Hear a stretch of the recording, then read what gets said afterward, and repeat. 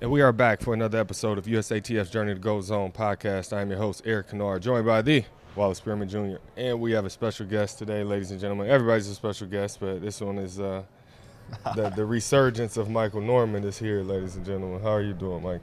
Not too bad, not too bad. Just living my best life right now. Living that best life? That's because you're on the team already, huh? So Yeah, basically. travel booked, everything squared away. Yep, just got to train and get ready, dial in. Okay, so speaking of training and dialing in, first we'll give a little brief history the last few years for you. All right. Gold medal, 2022 Outdoor World Championship. Gold medal on the 4x4, right? Yep. Tokyo, gold medal on the 4x4. Yep. 2019 Diamond League champ. Yep. The most interesting thing I found out about you, I feel like I paved the way for you, Mike, because in 2008, I suffered, no offense to all of my Polacks out there, what was the World Junior Championship in Big Gosh, Poland, and then you went in 2016. How was Poland in 2016? Man, that was my first international experience. Yeah. And let me tell you, it was an interesting experience because a lot of us, we already knew each other. Noah, Josephus, and a few other people on the team. Yeah. So we spent a lot of time together. But when we got there, it was a weird environment. It was extremely weird. I mean, we kind of had the freedom to do whatever we wanted to, explore the city. But when it came to food, man. So it hasn't changed then. It hasn't changed. Man, The let me food is tell rough, you. bro. Oh, bro, it was terrible. I mean, like in high school, I didn't really care about my diet, but I was out there eating French fries and just plain chicken like every day. And I mean, we got to the point where we're walking to the mall just to find pizza. Yeah, Pizza Hut. Yeah, exactly. Yeah, the It's- pizza at the mall. That's exactly. That is 8 years and that hadn't changed. Yeah, that's exactly where we were all going. But I mean, it was a great experience. We went out there. Everybody ran well. Yeah. Won my first, I guess, international title in the 200. And from there, the rest is kind of in history. Yeah, so now that is, I feel like a rite of passage now, Big Gosh, as it relates to international teams or experience. Yeah. And go ahead, Wally. Oh, I was down. I'm sorry about that. And coming from you and hearing that not much has changed, it feels like it's a rightfully so a rite of passage. You know what I mean? How has your international experience kind of prepared you for what is now, your second Olympic Games? Because it seems it's a little more casual. Like, it may not be or may not have been casual leading up to it, but for all intents and purposes, from the stands, at least from my perspective, it seems to be an easy little process for you. Not easy, but you handled it well, like as a professional up until this point. Yeah, I think the biggest part about international travel and competition itself is getting your feet wet and getting the experience itself. Obviously, your first time going overseas is going to be a new experience for yourself, and how you respond or react to it is going to be different for everybody. I know for myself, adjusting to the time was pretty challenging. Adjusting to the food can be somewhat challenging depending on what country you go to. So the more you travel overseas and experience these international competitions, you start finding a groove of what you like to do, what you need to bring, and the packing experience gets easier. The living experience gets easier. The sleeping experience gets easier. So it's just a matter of maturing as an athlete and understanding what needs you need as an athlete to be successful, but also what's going to make things click while you're overseas. So Maturing as an athlete. Yeah. 2018, your first race was in Paris, I think. Oh, yeah, I remember that. 200 meters, yeah. First international experience as a professional athlete in Paris, and now here we are returning to your second Olympics in Paris. How was that in 18? Man, all right, let me tell you. So I was talking to somebody yesterday about Paris, right?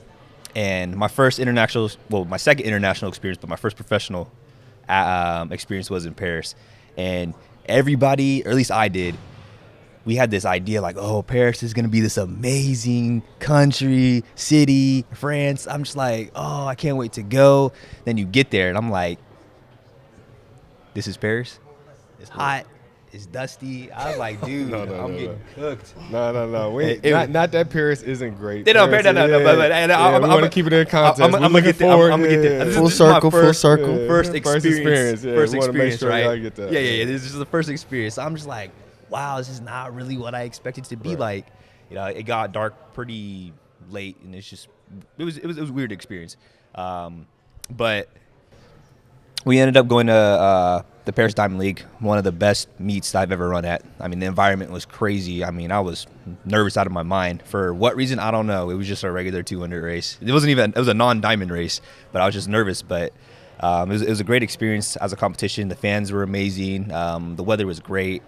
But back to that, like that first initial experience, it's just like I felt like personally I put Paris in such high regards that when I got there, it was like kind of a slight disappointment because it didn't meet my expectations.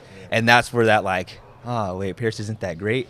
But I will say that was also one of my first international experiences. And now that I have traveled a lot more, I've learned to appreciate cultures in different cities for what they have to offer. Yeah, so after that first experience in Paris, now that I have a second opportunity of going back to Paris, but for the Olympic Games, I'm looking forward to just redoing the entire experience, visiting the country, the city itself, like it's the first time I've ever been there. And I think now that I'm a more mature athlete and appreciate cultures and traveling, I think it's going to be a complete different experience for myself, and it's probably going to end up on my top 5 list once I'm done. Getting that medal. Yeah, you know what Paris is known for? You tell me. City of love, isn't it?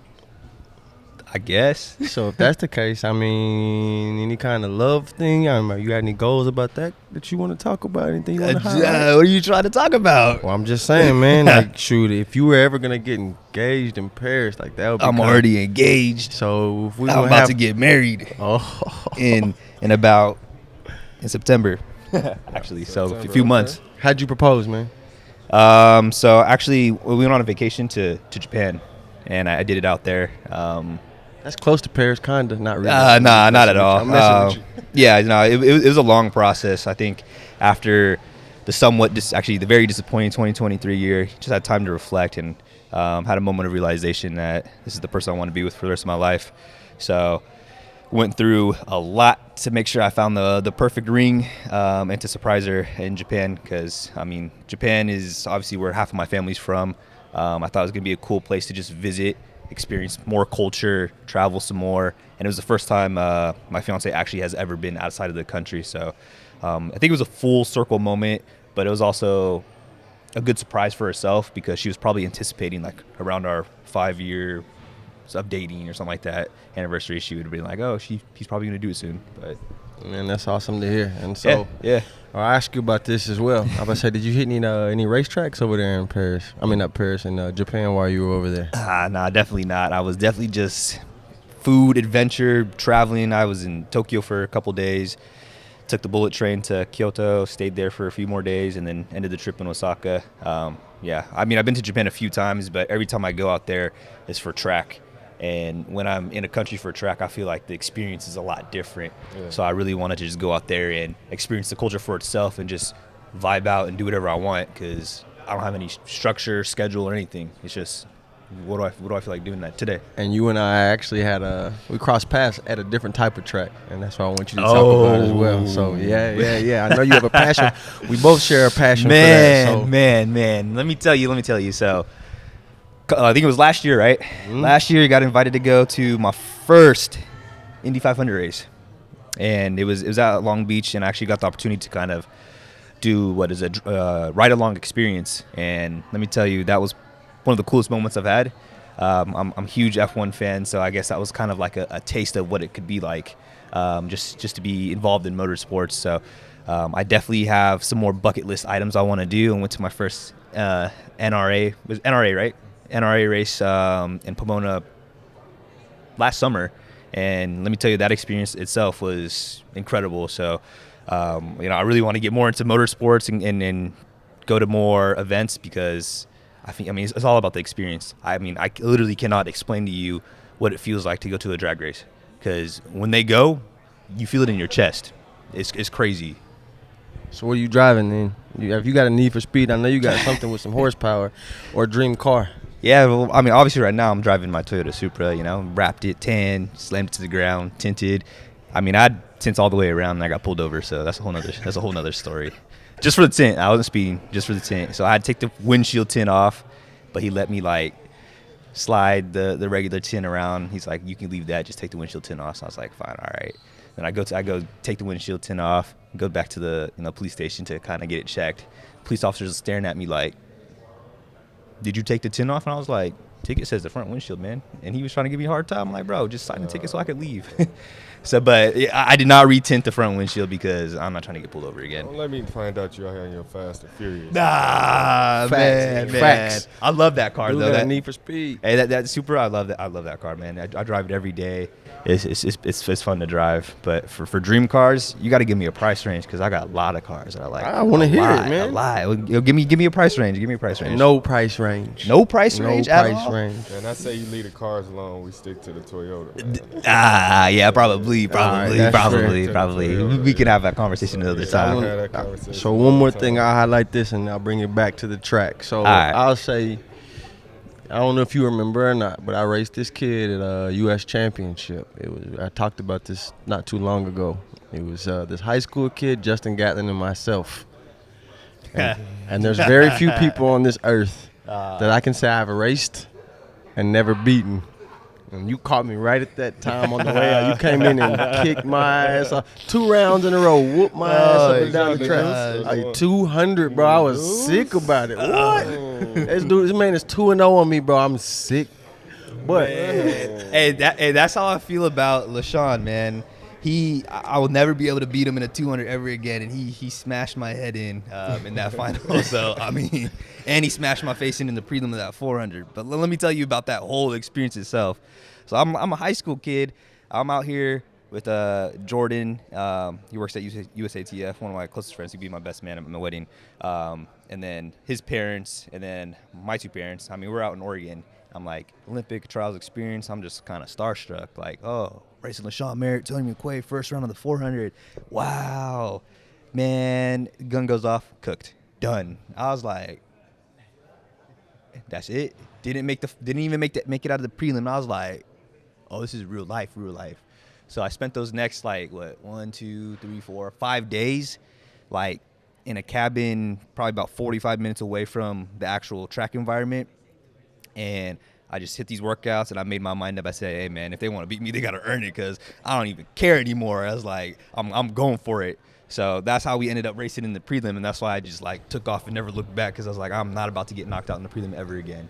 Yeah. And he hasn't. I'm about to say, I was shook. I'm like, why is this kid running so hard? We're supposed to be jogging in the first. Hey, you can blame LaShawn on that one. You can blame him because he put me in my place. Thanks, LaShawn. I appreciate you. Yeah, not really. He made a statement, and you had to make a statement on Wallace. Heck yeah, I had to make a statement. I had to redeem myself. It's like, what is happening? What? Because I was say it was you and, like you said to your point from earlier, Noah was there as well. Yeah. Where were we at? Where is this? Here. Huh? We're here. What year was this? 2016. There you go. Oh yeah, you was wearing my high school stuff. Navy stuff. blue and white, Vista Marietta on the chest. I wasn't looking. Look, I'll be honest. I'm the guy. I'm not really the guy who goes and looks at the start list. I don't really care. So I ain't really pay attention. I'm looking. I'm like, boy.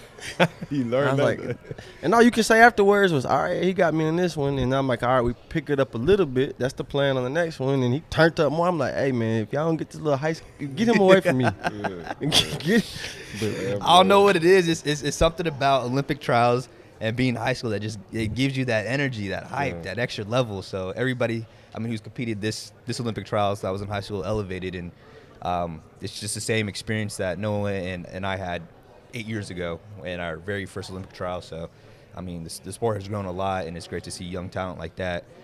That's good. You know, Fred's talking crazy too on social media. I just saw something. What do you say now? Man, I plan on getting 3 goals. They were like, but you're not running the 200. 4x1, 100, 4x4. Why you talking like that? My 3 training partners and anybody else, it don't really matter. Yeah, that's what he said. That's what he said on I feel that. I feel that, man. When it comes to that 4x4, all I got to say is I will be the anchor. I'm saying that right now. I will be America's anchor leg on that final. I'm here for it. Yeah, I'm here for it too, man. We look forward to seeing you out there as America's anchor on that final after we see you on that podium in the 400 meters. Yeah, can't wait to hear that national anthem on that podium. Oh, man. Yeah, What you think he'd do with his 4x4, E? I say we stay out of the 4x4 hypotheticals now that we're getting closer to crunch time, man. And Yeah. we leave that to the official team announcement. So, Yeah. Yeah, no, I feel that. Let's lock in. Lock in. Let's lock in, man. We appreciate you for joining us, Mike, and we appreciate y'all for joining us for another episode of USATF's Journey to Gold Zone podcast. Peace.